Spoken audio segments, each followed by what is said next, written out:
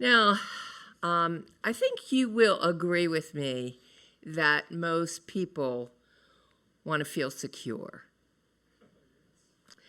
Some adventurers with a thirst for danger, maybe not, but most people do.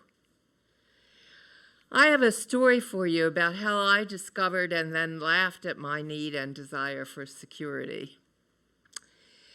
It was a long time ago, well before I had even considered ministry.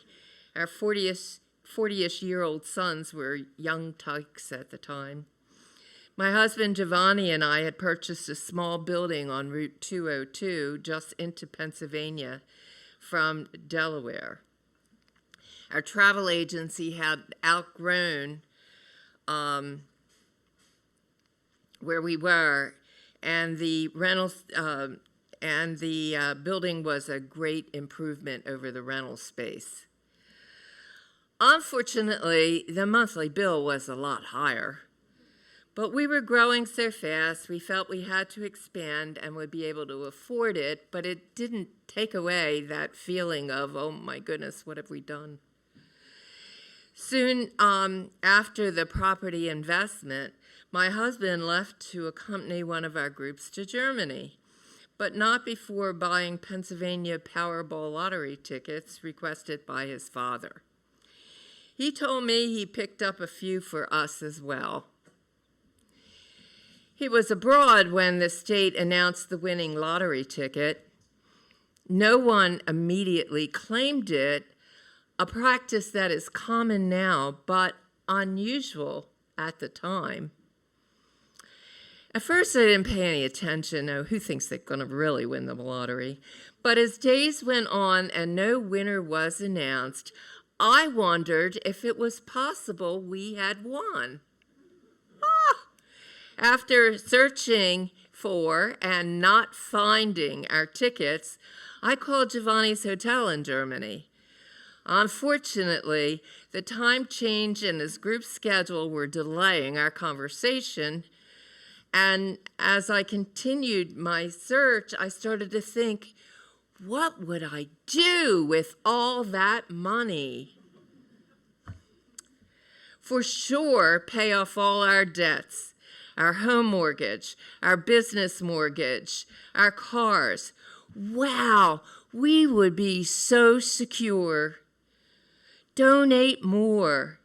Set up college accounts for our sons and for all our nieces and nephews. Then I stopped. There really was not much more that excited me about what I could do with the money. I reflected on that and concluded that what I wanted most in life was to feel secure.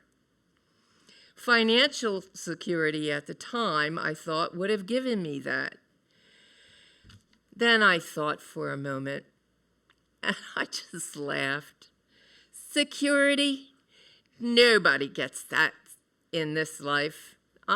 No security. After that experience, I started working on getting more comfortable with my uncertainties. You know, the ones that just would not go away.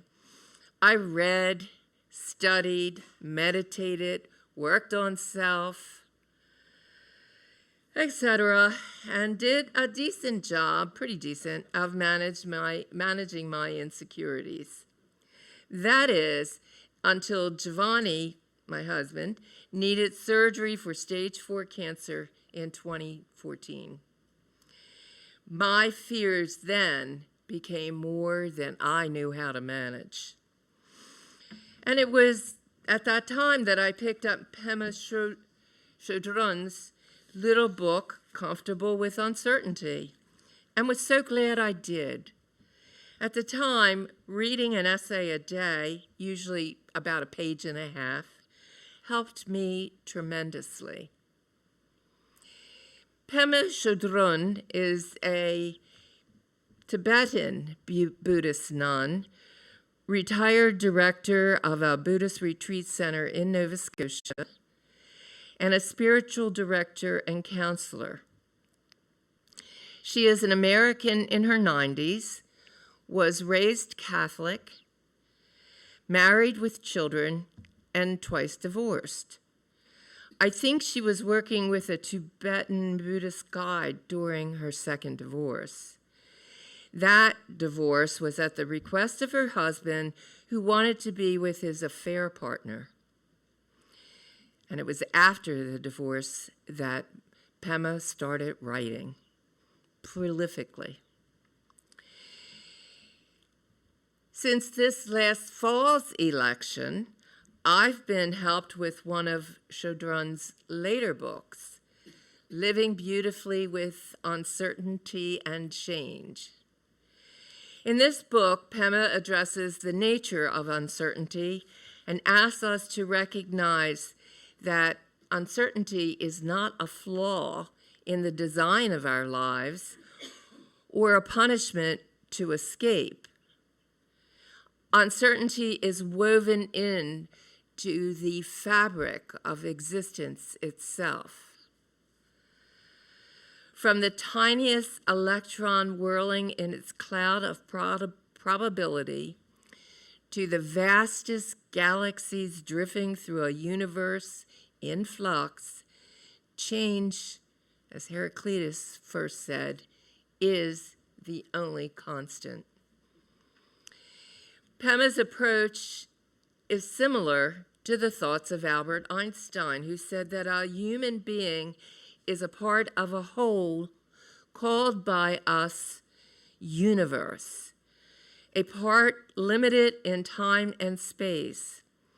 The human experiences self, thoughts, and feelings as something separated from the rest, a kind of optical illusion, or you could say delusion, which is a kind of prison for us.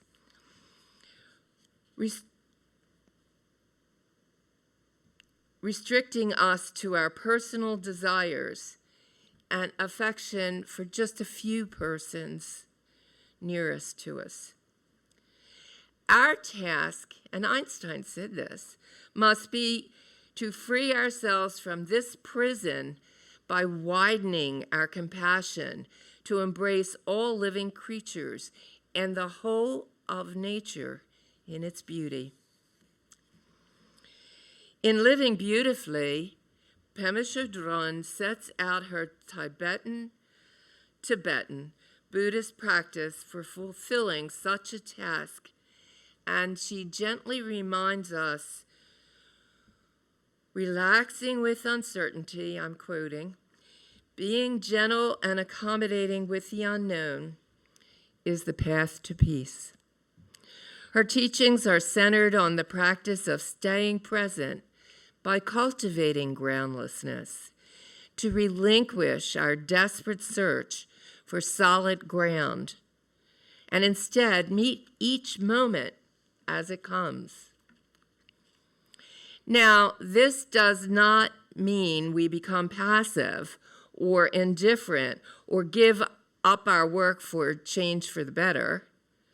It simply means we become intimate with the present, attentive to our thoughts, emotions, and physical sensations as they arise and pass away. When fear or anxiety about the future bubbles up, Pema suggests we simply pause and breathe. Allow ourselves to feel whatever we feel without judgment, without trying to fix our feelings or escape them. Now, I want to mention here, especially in the light of the recent death of Reed, that we're not talking here about grief, which is not a feeling exactly. It's more of a process that is very complicated and just needs to be processed, and it takes a long time.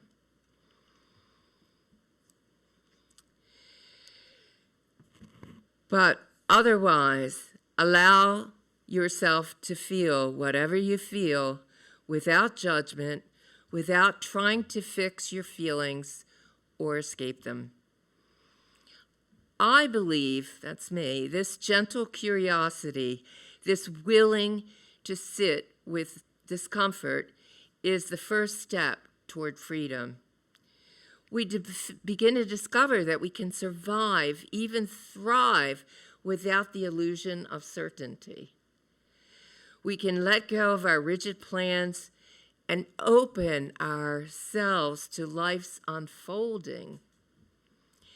Pema asks us to consider the lotus flower, rooted in mud, but rising through the water to bloom in the sunlight.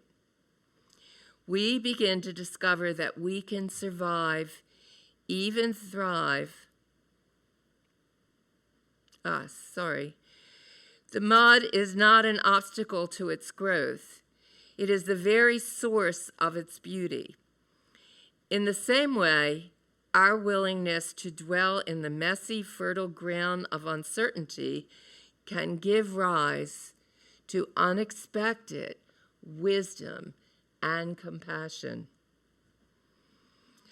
Uncertainty often brings this tide of emotions: fear, anxiety, sadness, anger, even excitement.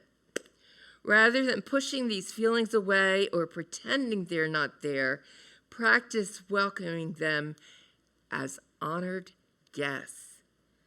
I know, it's counterintuitive. But when I focus on doing this, the results are worth my time. Our emotions are messengers, not enemies. Messengers. If we allow ourselves to feel fully, even the painful bits, we discover that emotions, like weather, come and go. None of them last forever. Try naming your feelings as they arrive. This is fear. This is sadness. This is hope. Offer yourselves kindness as you would to a beloved friend. One of the greatest sources of suffering is when we attach ourselves to specific outcomes that do not materialize. There's a definition of disappointment that says it's the feeling which, when expectations exceed reality, results. So set intentions and take action, yes. Then release the need to control how things turn out. Let us trust that whatever happens, we will find our way. Pema writes, the truth is that things don't really get solved. They come together and they fall apart. They come together and they fall apart. Again and again and again. For me, Paula, this is not a reason for despair, but a call to wonder in the complex movement of the universe, from chaos to creativity, back to chaos, creativity, again and again and again. Courage. Courage is called for. Courage to welcome uncertainty as a path to keep our hearts open, even when we do not know what comes next. In many faith traditions, uncertainty is not a curse, but a doorway. The Hebrew patriarch Abraham left his homeland, not knowing where he was going. The Buddha sat beneath the Bodhi tree, opening himself to whatever arose. Jesus wandered in the wilderness, meeting and overcoming doubt and temptation. Each of these stories invites us to see uncertainty as a path to deeper trust. Trust not in our plans, but in the unfolding of life itself. Pema teaches that when things fall apart and we are left in the midst of uncertainty, it is the time to practice staying present, to open to the possibility that we're on the brink of something new, something unfamiliar, and possibly something beautiful. Most of the book, Living Beautifully, is a discussion and reasons for following the Buddhist practice of the ancient and powerful 3 commitments.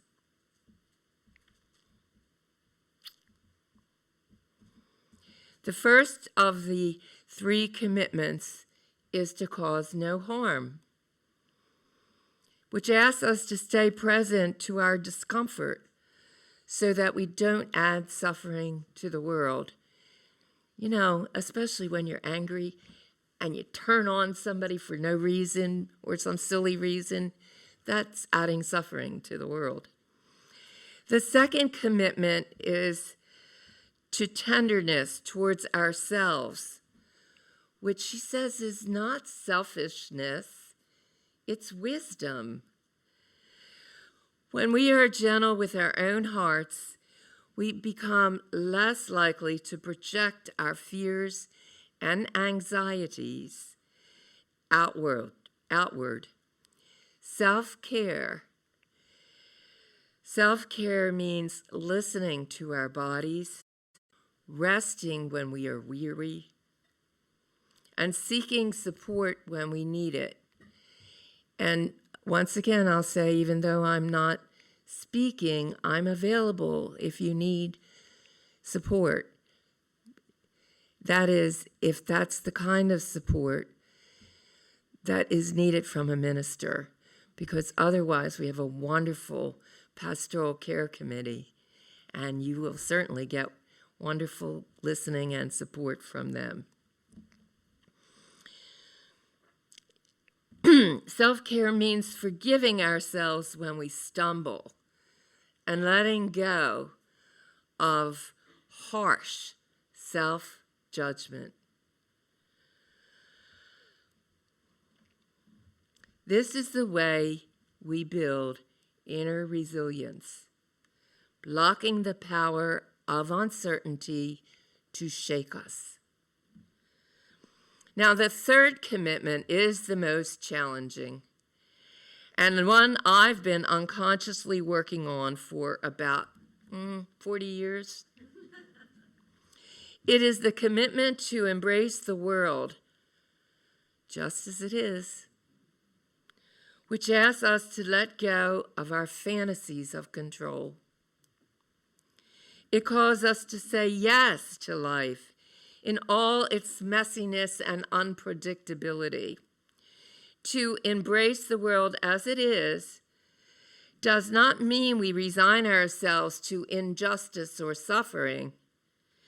It means we stop insisting that life must conform to our preferences before we can be happy. With the third commitment, we become willing to meet whatever arises with an open heart.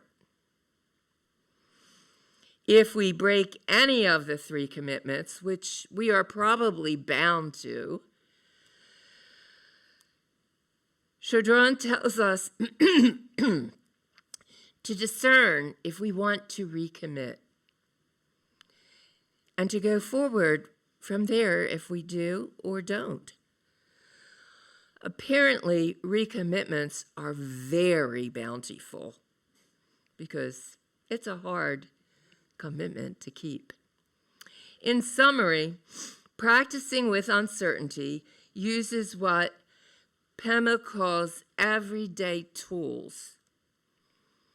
First is mindfulness awareness, a simple yet profound tool to practice pausing through your day, noticing the sensation in your body, the rhythm of your breath, the stories your mind is telling. When you catch yourself spinning out of control into worry, etc., you might say to yourself, in this moment, I am safe. In this moment, I have everything I need.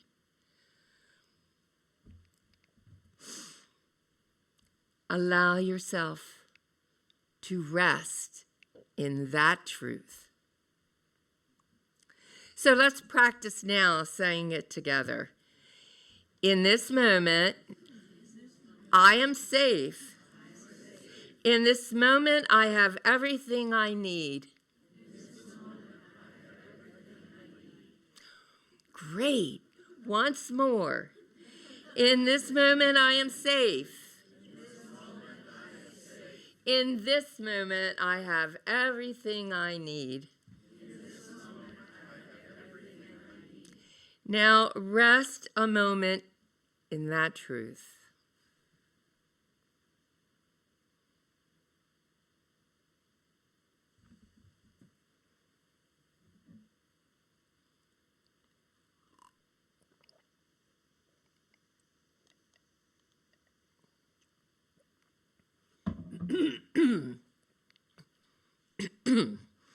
I've already discussed the other tools which Pema says are needed to practice living with uncertainty, welcoming emotions, letting go of fixed outcomes, and finding beauty in the unknown.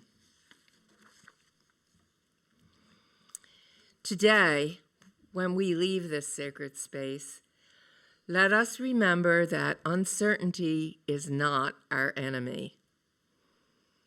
Uncertainty is the companion of all who live and love. We cannot predict the future, but we can choose how we meet the moment. We can commit to causing no harm, to taking care of ourselves, and to embracing the world as it is. And if we don't keep our commitments, we can recommit again and again and again. There's no 3 strikes and you're out. Only unlimited chances not to really get it right, but until we cannot get it wrong. Let us breathe in the unknown, rest in the groundlessness, and trust that even when we cannot see the path ahead, beauty is possible. May we have the courage to live beautifully with uncertainty and change. May we discover, in the midst of not knowing, a wellspring of peace, compassion, and joy. Amen. Namaste. Blessed be. Shalom. Shalom. And remember,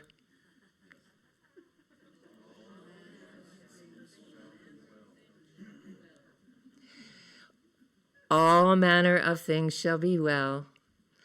All manner of things shall be well.